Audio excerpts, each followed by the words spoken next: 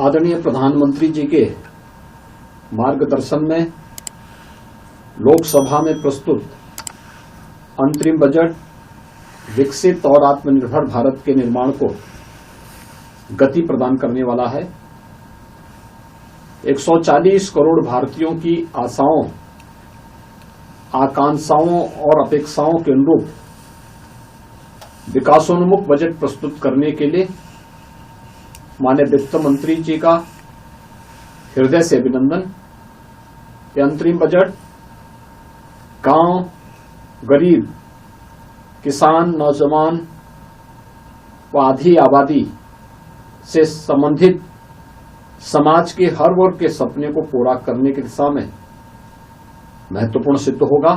माननीय प्रधानमंत्री जी के नेतृत्व में जो बजट आज वित्त मंत्री निर्मला सीतारमण जी ने पेश किया है, वो नए भारत की तस्वीर हमारे सामने प्रस्तुत करते हैं और ठीक प्रकार से देश का नियोजन हो रहा है। देश तेजी से आगे बढ़ रहा है और 2047 तक जो विकसित भारत का जो संकल्प रखा गया है, वह संकल्प की सिद्धि के लिए इस बजट में साफ दिखाई देता है कि बजट उसी दिशा में आगे बढ़ रहा है।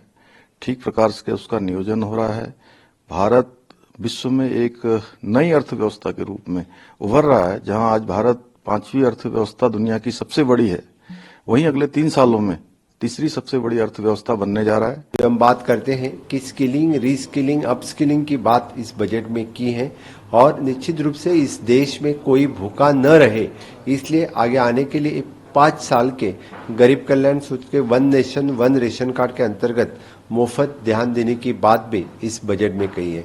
मैं गोवा के लोगों की तरफ से बहुत बहुत स्वागत करता हूं और निश्चित रूप से युवाओं के लिए देश की दिशा दिखाने वाला, विकसित भारत 2047 वाला सपना साकार करने वाला ये बजट है। उनका मैं स्वागत करता हूं। एक ऐतिहासिक बजट है जो पूर्ण रूप से परिलक्षित करता है कि प्रधानमंत्री नरेंद्र मोदी जी के नेतृत्व में जो भारत में एक नई क्रांति और परिवर्तन पिछले 1 दशक में आई है, एक विकसित भारत का लक्ष्य, एक आत्मनिर्भर भारत का लक्ष्य, एक विश्व गुरु बनने का लक्ष्य, उन तीनों लक्ष्यों के प्रति पूर्ण श्रद्धा के साथ और गति के साथ भारत बढ़ चुका है। हमारी 4 जो जात प्रधानमंत्री के मस्तिष्क में है, हमारी महिलाएं, हमारे नौजवान, हमारे गरीब, हमारे अन्नदाता, उनके पूर्ण रूप से ऊर्जावान होने के आधार पे ही भारत आगे बढ़ेगा। और जो नए नए कीर्तिमान हर एक क्षेत्र में हमने स्थापित किए हैं, चाहे अधोसंरचना हो, चाहे प्रधानमंत्री आवास योजना हो, चाहे गरीब कल्याण योजना हो, चाहे आयुष्मान कार्ड योजना हो, एक एक क्षेत्र में हमारे नौजवानों ने नए कीर्तिमान स्थापित किए हैं। चाहे ओलंपिक्स हो, चाहे कोई भी प्रतिस्पर्धा हो, भारत अब आगे बढ़ चुका है। यही समय है, सही समय है। इंटरिम बजट होने के बावजूद उन्होंने इतने अच्छे तरीके से देश के मनोबल को बढ़ाने का काम किया, एक सीधा रास्ता बताया जिस पे देश आगे चल के एक विकसित भारत बन सकता है 2047 तक। देश के कौन कौन से पहलू पर सरकार विशेष ध्यान देगी, चाहे वो गरीबों का कल्याण हो, चाहे नारी शक्ति को मौके और अपॉर्चुनिटीज मिलने की बात हो, चाहे युवा युवतियों के लिए नई संभावनाएं क्या खुल सकती हैं, और चाहे वो हमारे अन्नदाता, हमारे किसानों के उज्जवल भविष्य की बात हो। माननीय निर्मला सीतारमण जी ने विशेष ध्यान इंफ्रास्ट्रक्चर डेवलपमेंट पर दिया। आधारभूत सुविधाएं जितनी जल्दी अच्छी होंगी उतना देश तरक्की आगे करेगा। साथ ही साथ पर्यटन जैसे क्षेत्रों में या अनुसंधान के क्षेत्र में जिस प्रकार से बहुत ध्यान दिया गया है इस इंटरिम बजट में, भविष्य के भारत की रणनीति इस बजट में पेश होती है। झलक है उस फुल फ्लेज बजट की जो जुलाई अगस्त के मास में प्रेजेंट किया जाता है चुनावी साल में। वो इसलिए कि लोग भी समझते हैं, ये सरकार भी समझती है कि प्रधानमंत्री मोदी जी ही रहने वाले हैं और उनकी प्राथमिकताओं के आधार पर ही पूरा बजट बनेगा। और एक संतोषजनक बात है कि आज के इस बजट से वो झलक मिलती है जिस दिशा में प्रधानमंत्री मोदी जी इस देश को ले चले हैं, पिछले 10 वर्षों से ले जा रहे हैं, उसी की निरंतरता का ये प्रतीक है। He has walk the talk. यदि आपने, जैसे उन्होंने आरंभ में ही कहा था सन 2014 में कि वो वर्ग जो पिछड़ गए उनको भी वो विकसित करके बराबर की सत्ता में लाएंगे, तो मैं कह सकता हूँ कि इंक्लूसिव बजट है। ये विकसित भारत के लिए जो 4 पिलर रखा गया, किसान, युवा, गरीब और महिला, ये चारों का समावेश था इसमें।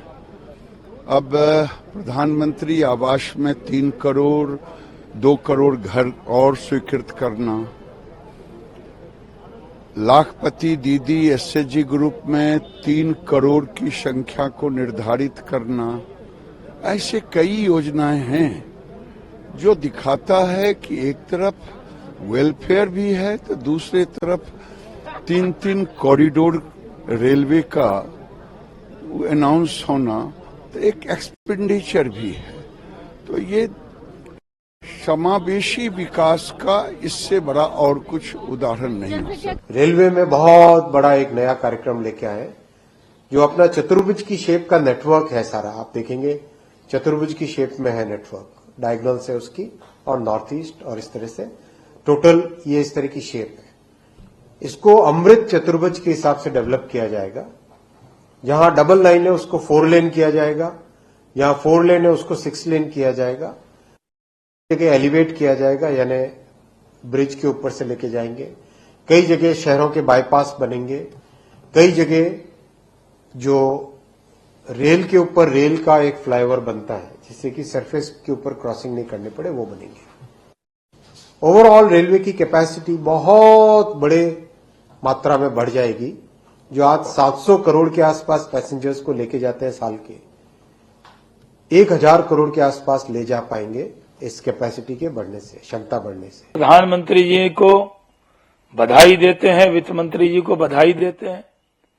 इंटरिम बजट में भी क्या शानदार बजट पेश किया। अब तो खासकर बहनों में खुशी, 3 करोड़ लखपति दीदी बन जाएंगी। बेहतरीन योजना है। इंफ्रास्ट्रक्चर पे 11 लाख करोड़ का खर्च होगा। लक्षद्वीप को भी मालदीव से बेहतर बनाया जाएगा। नौजवानों के लिए, स्किल इंडिया में काम करने वालों के लिए बेहतरीन बजट पेश किया गया है। एकदम तय है कि अगला बजट फिर मोदी सरकार ही पेश करेगी। आज इंटरिम बजट में भी देश के लोगों का दिल जीतने का काम प्रधानमंत्री नरेंद्र मोदी जी ने किया है। उनको लाख लाख बधाइयां।